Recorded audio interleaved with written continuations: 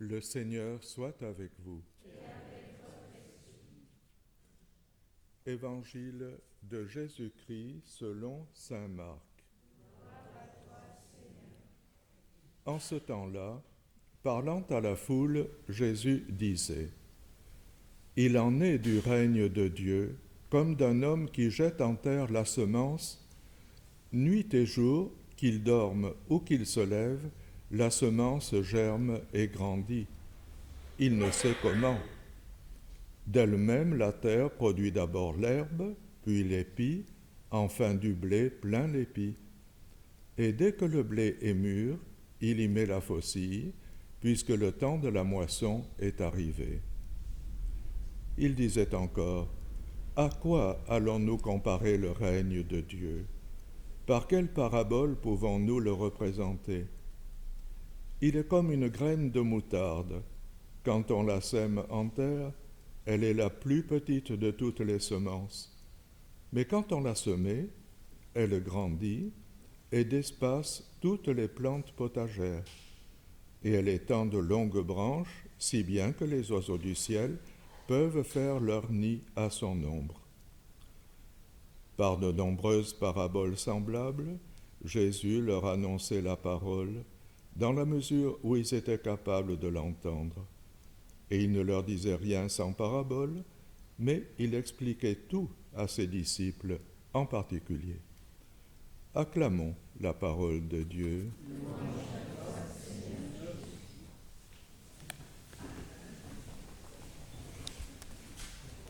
En ce dimanche, nous nous retrouvons encore avec des paraboles. Il y a quelque temps, je soulignais le nombre d'animaux auxquels Jésus fait allusion pour faire des comparaisons. Mais aujourd'hui, c'est plutôt des paraboles végétales, comparaison avec des plantes. Et c'est très parlant. Bon, je vais commencer aussi par une espèce de parabole. En Argentine, qui est un pays immense, en longueur au moins, vers le milieu, il y a Buenos Aires, la grande capitale, qui est très active, beaucoup de gens très actifs. Et puis, plus on monte vers le nord, où il fait de plus en plus chaud, on trouve des gens de plus en plus tranquilles. Et un ingénieur de Buenos Aires, il pensait déjà quand il aurait pris la retraite, voulait acheter des terres dans le nord parce que c'était assez bon marché. Il est allé voir et il a rencontré un qui gardait des vaches là et il lui a demandé ici, est-ce qu'il pousse du blé ? Non. Du blé ? Non. Un peu d'herbe pour la vache et pas plus. Mais des pommes de terre, on pourrait... ça pousse ici, non ? Des pommes de terre, non. Un peu d'herbe pour la vache, pas plus. Mais du maïs, non. Un peu d'herbe pour la vache et pas plus. Il dit, mais quand même, on pourrait faire pousser, on pourrait semer de... Ah, si vous semez, c'est autre chose. Oui.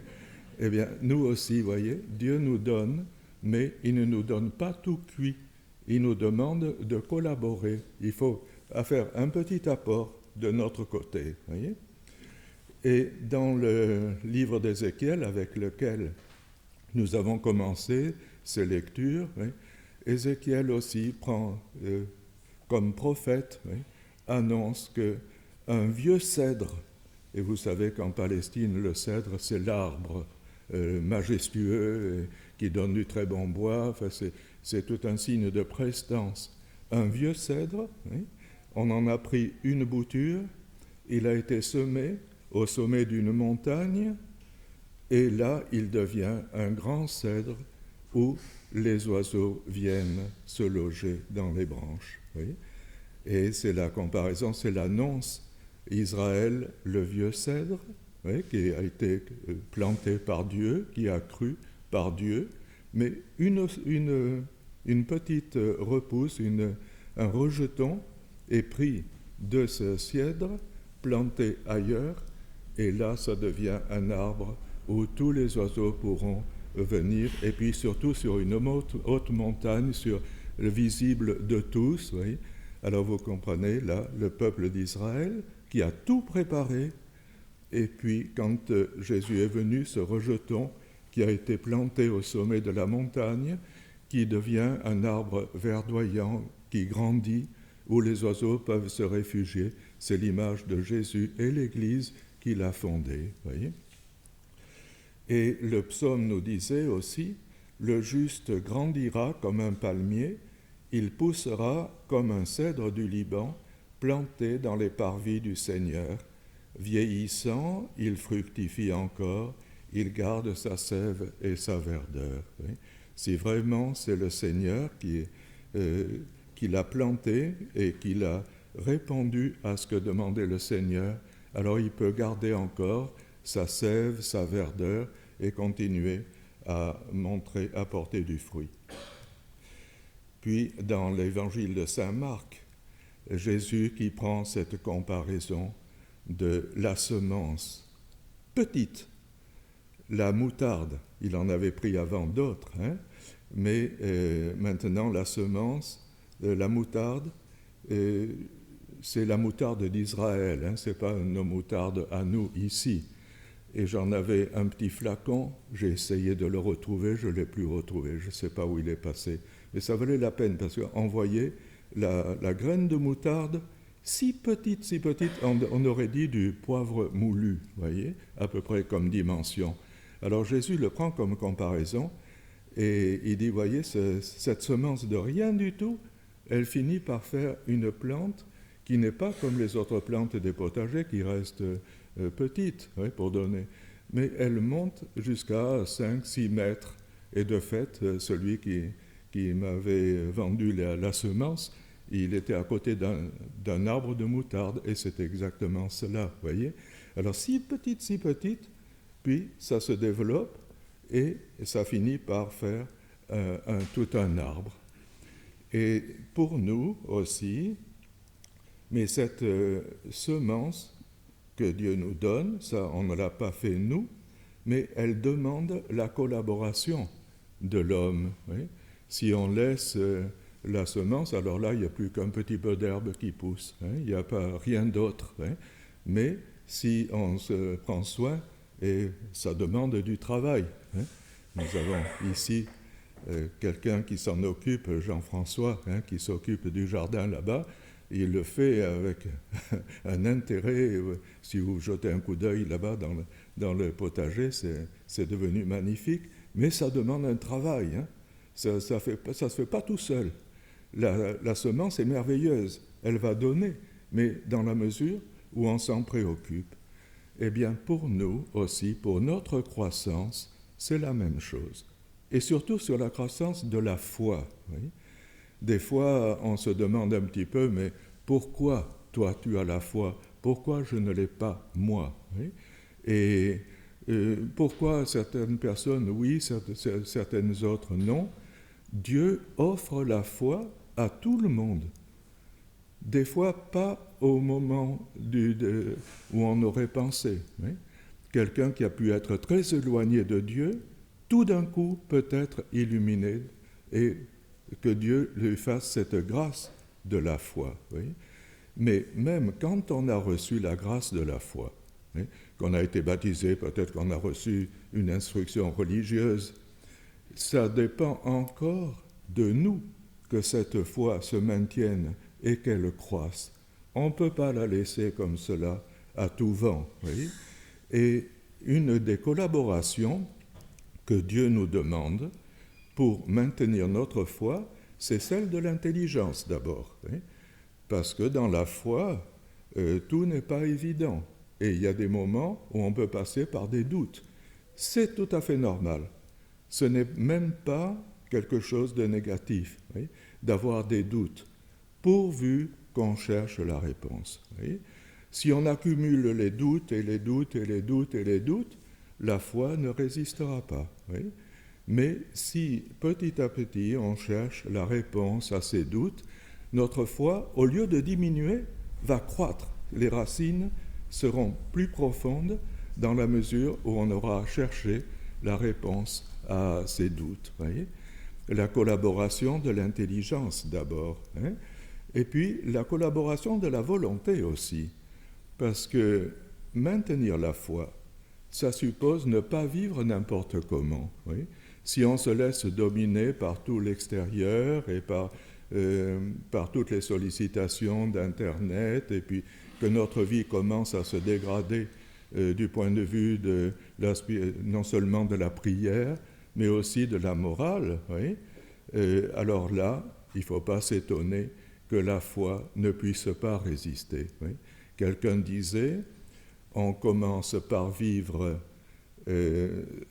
contre ce que l'on croit, la foi, et on finit par croire ce que l'on vit. Oui. Si on entre dans un chemin de se laisser aller du point de vue de notre façon de vivre, se laisser porter par le courant, les courants qui sont très négatifs souvent autour de nous, eh bien notre foi ne résistera pas longtemps. Oui. Il faut vraiment cette collaboration de la volonté pour vivre comme la foi nous demande. Et enfin, il y a la nécessité de la grâce. Personne ne peut avoir la foi sans que Dieu lui fasse cette grâce. Oui. Mais Dieu ne la refuse à personne. Ce qui peut se passer, c'est que cette grâce vienne à un moment ou à un autre de la vie. Oui. Et il faut demander cette grâce de la foi. Oui. Et chacun de nous doit la demander, Seigneur, je crois, mais augmente ma foi. Oui. Et alors, si la prière permet que la grâce de Dieu nous aide dans cette croissance, oui, comme dit saint Paul pour les chrétiens de Corinthe, il dit « Apollo, moi j'ai semé, Apollo a arrosé, mais c'est Dieu qui a donné la croissance. Oui. » Alors, nous disposons, mais nous devons maintenir cette aide que Dieu nous donne avec sa grâce pour que la foi croisse. Si on laisse la prière, si on ne prie plus, la foi va petit à petit s'atrophier, diminuer et peut-être disparaître. Oui, il ne faudra pas s'en étonner. C'est pour cela que c'est tellement important, ces réunions que nous avons chaque dimanche, la communauté qui se réunit. Oui. Et les moyens de communication sociale ne substituent pas ça. Nous devons nous aider mutuellement à maintenir la foi, prier ensemble. Oui. Et si cette grâce de la foi, Dieu peut la faire à un moment ou à un autre de la vie, oui, des fois on a des récits qui sont très impressionnants de personnes qui ont vécu des années et des années ignorant tout de Dieu et qui tout d'un coup, la lumière se fait. C'est le cas d'un certain Froissart, voyez, qui a écrit un livre là-dessus, et comment il dit comment en un instant, lui qui était athée, qui ne pensait à rien, il a compris que que Dieu existait et tout cela. Voyez. Mais il faut maintenir ensuite par la prière. Voyez.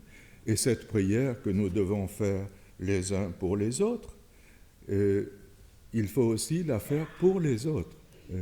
Il faut la faire pour les autres. Hein. Nous prions pour nous-mêmes, mais aussi pour les autres. Et là, c'est un rôle tellement important qu'ont les parents.